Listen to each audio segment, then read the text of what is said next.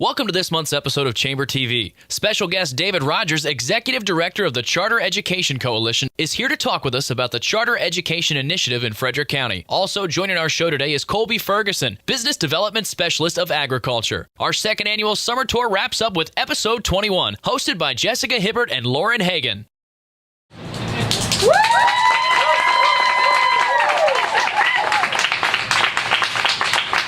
All right, welcome to episode 21. I'm Jessica Hibbard, here with the Chamber's new Communications Director, Lauren Hagan, and it's our... Yes! Aloha! I'm happy to be here on my first ever episode of Chamber TV here at the beautiful Courtyard by Marriott. We're here enjoying a Hawaiian-style luau, and a big thank you goes to a Bloom for our beautiful leis. Let's give them a round of applause. All right, if you're watching online, you've already found our YouTube channel. We're also posting on our Tumblr blog. You can see photos, videos, and other updates online at frederickchamber.tv. Anyone can submit a story to our Positively Frederick blog about something good that happened in Frederick County. So, that is our community blog, and what did we have this month, Jess? This month we're featuring a post submitted by Dan Kurtenbach, the President and CEO of Goodwill Industries in Monocacy Valley. Dan thanks the public safety professionals, such as firefighters, police officers, emergency responders, for their hard work keeping Frederick safe. Great. Dan was in the audience at the first annual Public Safety Awards, where more than a dozen professionals were recognized for their heroic acts, such as providing CPR to a 3-month-old infant. Wow. Yeah. You can learn more about the Public Safety Awards at positivelyfrederick.org and watch videos from the event at the Chamber TV blog. If something good happened to you in Frederick County, you can send a picture or send us a quick sentence and we can post it to Positively Frederick. Yes, got to keep those posts coming in. All right, well, it's time again for a Frederick factoid. For those of you who like to impress your friends at networking events with some local trivia. This month's factoid is inspired by our special guest, Colby Ferguson, who will be on the show shortly to discuss the agriculture industry in Frederick. All right, here are some numbers. Get your pen and paper. According to the 2007 Census of Agriculture, Frederick County farmland covers more than 202,000 acres, which makes it the largest agricultural county in Maryland. I did not know that. Frederick accounts for 10% of Maryland's total farmland. And yearly, Frederick County farmers produce about $130 million of agricultural products. Wow. Well, that's this month's factoid. For more interesting facts about the ag industry in Frederick, you can visit discoverfrederickmd.com. Stay tuned for our next special guest, David Rogers, who has some need-to-know information about Charter Government Initiative in Frederick County. Thank you for tuning in to episode 21 of Chamber TV. Refreshments for our live studio audience were provided by Keep It Smokin' Barbecue.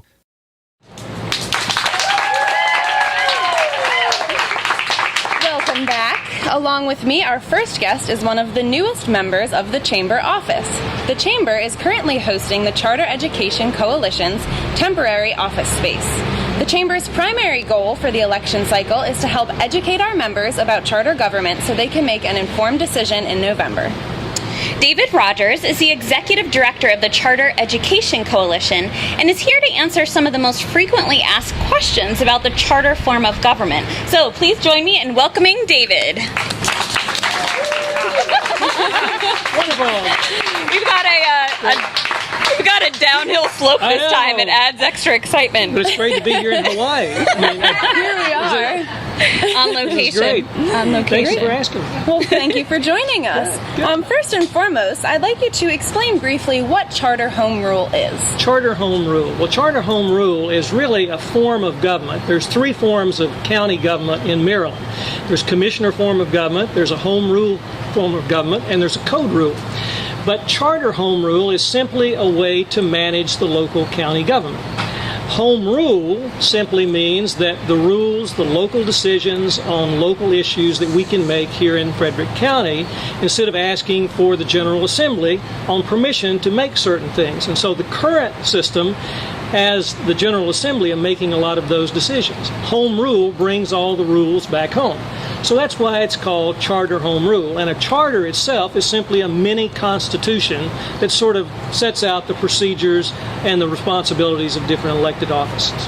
Yeah, I mean, we're really all familiar with charter government because it operates a lot like the federal government. It does, and every community in Frederick County, every municipal government, every city and town has a charter home rule in there. You have a county council, you have a city council, and you have a mayor who actually runs the city. Same way with the county. That's what we're trying to accomplish in charter home rule for the county. Okay, so what are some of the most distinct differences between our current form, the commissioner form, and charter government? Okay. Well, the current form, commissioner form of government, has really been around since colonial days. It's the oldest form of managing a county in a state. It is somewhat an arm of the General Assembly. A lot of the county commissioners are simply elected as an arm to do a lot of the administrative works of the General Assembly. But the county commissioners, and there are 5 in Frederick County, they have both the legislative responsibility and the executive responsibility. So unlike the federal government, where there is a president and a Congress and a judiciary, in Frederick County, the commissioners have both the legislative responsibility and the executive responsibilities. There's really no separation of powers. There's no checks and balances under that particular form.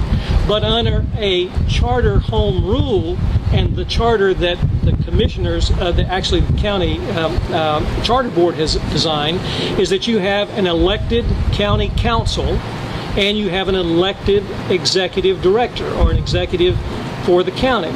The legislative responsibilities are performed by the county council, and the executive are performed by the county executive. So they manage the different things, again, much like a city, where you have a city council and a mayor doing that. So those are the primary differences.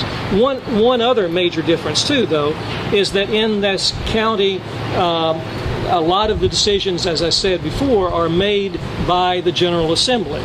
Under charter home rule, all of those decisions will be made here at Frederick County. Okay, great. And can you tell us where residents can go to learn more about charter government? Sure. You can actually go on the county's website, which is frederickcountymd.gov, or you can go to our website that will be up in about a week, which is charterforfrederick.org. And then the telephone number that we have at the chamber is 301-662-6164. Oh my gosh. 4164. 4164, extension 208. I'm new at the chamber. That's all right. So am I. Well, we have a Chamber TV blog, so we'll put those That's links great. and numbers That's there great. in case anybody missed those. So thank you, David. Thank you We very much. appreciate Good to it. be here. Yes, yes. Shall I roll back? Okay, and one of the great benefits of being a chamber member is our exclusive member-to-member discounts. Not only are you saving money, but you're supporting local businesses too. This month, we have specials from the Green Turtle and First Call office products. With football season coming up, you won't want to miss out on the Green Turtles discount. Save $5 on any purchase of $20 or more. First Call Office Products is offering 5% off all internet purchases. This is a great opportunity with school just around the corner. And you know, I heard the other day that kindergartners have to buy like 20 glue sticks for kindergarten. So it'd probably be a lot easier to buy online from First Call Office Products than be elbowing everybody else in the school supply aisle. So Massive quantities. yes. All right. Well, you can find these discounts and many more on our website. Visit frederickchamber.org and click on the red button that says member-to-member coupons. We'll be right back with our next special guest. Don't change the channel. Are you interested in supporting Chamber TV? Each month, an episode sponsor will be recognized during this commercial break. To learn more about promoting your company on Chamber TV, call 301-662-0745.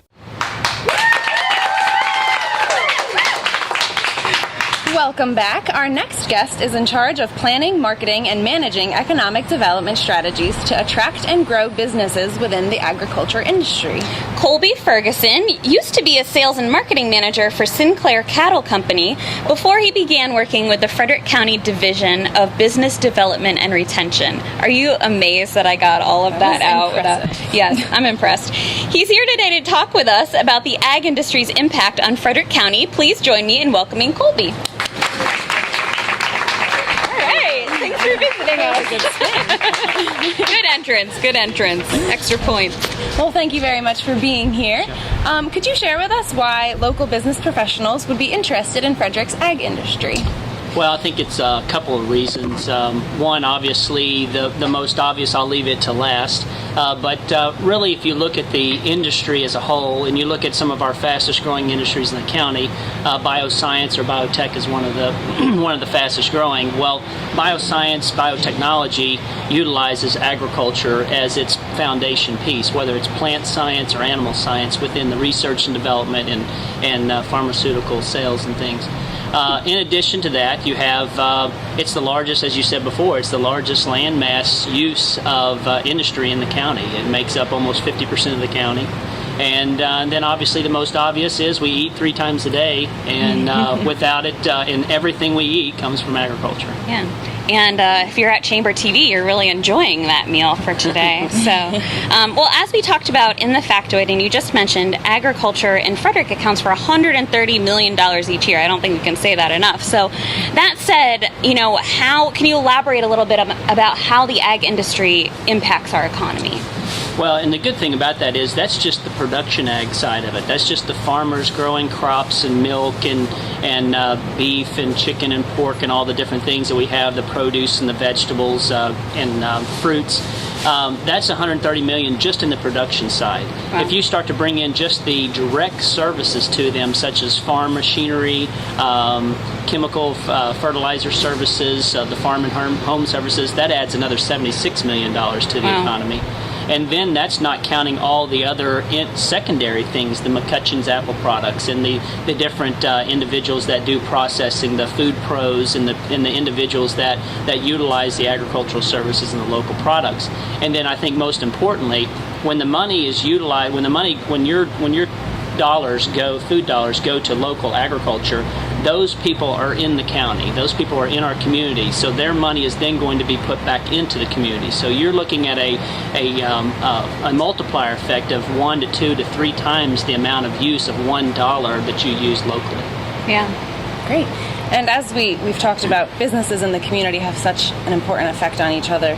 And part of community is having a high quality of life, because this can affect the businesses and community. So how does the ag industry affect the quality of life in Frederick? Well, I mean, there's a lot of people that move to Frederick County, and people that live in Frederick County for years or grew up here, they think they move here because they want to see the cows and the farms and all that. A lot of people that move from the urban areas to the rural areas just want to get away from the crime, want to get away from the overcrowded schools, they want to get away from a lot of the hustle and bustle that urban life gives you, that maybe they, as a small family or young family, want to get away from. They want the high-quality schools that Frederick County has. And agriculture brings that and maintains the ability to keep our open space, so we don't urbanize the whole place. You have the ability, last time I checked, cows don't go to school and crops don't rob people. So, well, if you're a farmer, maybe you feel robbed sometimes. Mother Nature might, but I don't know about the crops. So really, quality of life. It is a slower way when you get down to the rural areas. You get in the northern and southern, east, west side of the counties. You get into that rural nature, and things just a little slow down a little bit. People wave at each other and acknowledge each other, and don't try to run everybody off the road. So, well, there's a lot of great agritourism in Frederick County too. So even if you live in one of our county's more urban areas, there's still a lot of great ways to connect with agriculture. agriculture too. Definitely. You know, there's all the fall festivals are coming up. We're fast and furious. The fair's literally a month away, and that's kind of the kickoff to the fall. And then the whole month of October, you get into your pumpkin patches and your corn mazes and all of your fall activities that then leapfrog you right into Thanksgiving. And then we finish the year off with our Christmas trees. And make sure you buy local. Don't buy a Christmas tree from China. Buy a local one from here. All right. Well, thank you, Colby. We appreciate you coming on the show. Roll you out. All right. If you're looking for more information about agriculture in Frederick County, you can find links on our Chamber TV blog. Great. Well, that just about wraps up our 21st episode of Chamber TV. But before we go, I would like to thank our co-host, Jessica Hibbard. This is her final episode. Jessica has been with the Chamber for 5.5 years, and Chamber TV would not have been possible without her vision and dedication. So thank you so much. My pleasure. Thank you. All right. Well, as always, there's a lot going on at the Chamber. Make sure you check out the calendar on our website, frederickchamber.org, to see all of the upcoming events. And we've posted links to all the topics we discussed today in our blog, frederickchamber.tv. Thanks for tuning in to our 21st episode, and thank you to Courtyard by Marriott for hosting us on our summer tour. Let's give them a round. This month's show is made possible by the following volunteers and donors. Sean Morrissey is our announcer. Kelly Beach is our producer. Mike Cooper is our new production assistant. And catering for our live studio audience was provided by Keep It Smokin' Barbecue. Give them a round. Smells delicious. Yes. Thank you to everyone who's here with us today, and thank you for tuning in. Join us in the live studio audience when we record our next episode, Friday, September 21st at 1 o'clock. We'll be back in the Chamber office for episode 22, and we hope you'll join us. Between now and then, we'll see you around town and online at frederickchamber.tv.